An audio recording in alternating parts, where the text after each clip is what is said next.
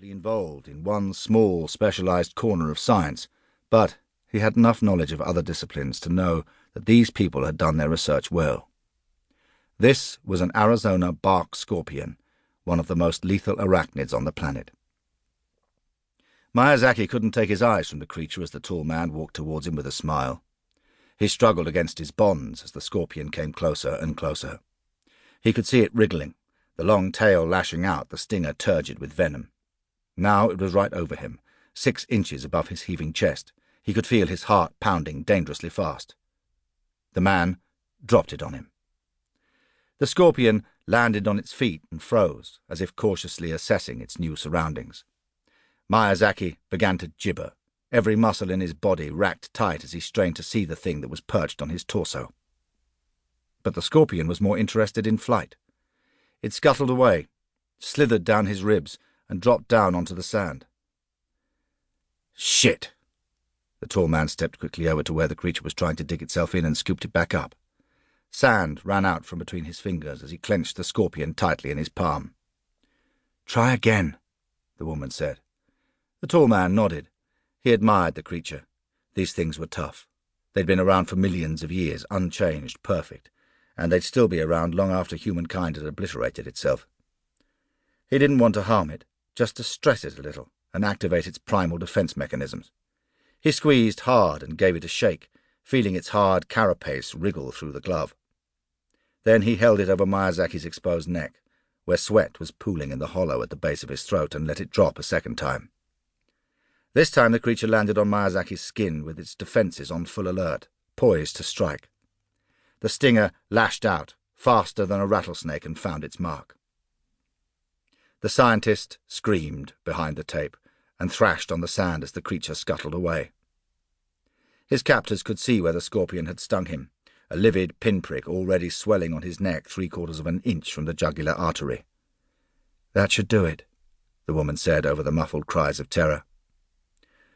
"Gonna kill the fucking thing now," said the stocky guy, watching the scorpion as it ran towards the cover of the rocks. He pointed the pistol. The woman slapped his arm down. "No shooting."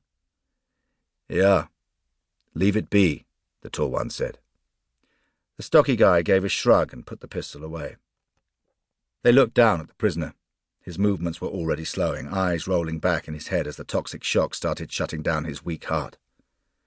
After another minute he wasn't convulsing or kicking any more. His arched back sank down against the sand, his head lolled to one side, and stayed there. The tall man kneeled down next to the body and used a clasp knife to cut the tape from the dead man's wrists. Once that was done, he ripped away the gag. "Now let's dress this thing up to look how it's meant to," the woman said. The Picos de Europa mountain range, northern coast of Spain, 2 days later. The killers set out early, 7 in the morning. The low sun was glinting over the mountain peaks. They'd driven up until they ran out of track. It was a long way down to the tree line. The cold breeze buffeted the van and made it hard to open the door. The woman stepped down from the vehicle and shivered. Reaching for the Minolta binoculars that hung from her neck, she scanned the mountainside, up, down, left and right, nothing but rocks and shrubs. Her 2 colleagues got out and walked around the van to join her. "Okay," the tall man asked her without a smile. "Let's get it done." She stepped over to the back of the van, opened up the back doors. Julia Goodman blinked as the sunlight hit her eyes. Her heart was in her mouth, and her hands wouldn't stop shaking. She knew what was coming. She'd known it for days, just not how they'd do it. "Let's go," the woman said. "Please."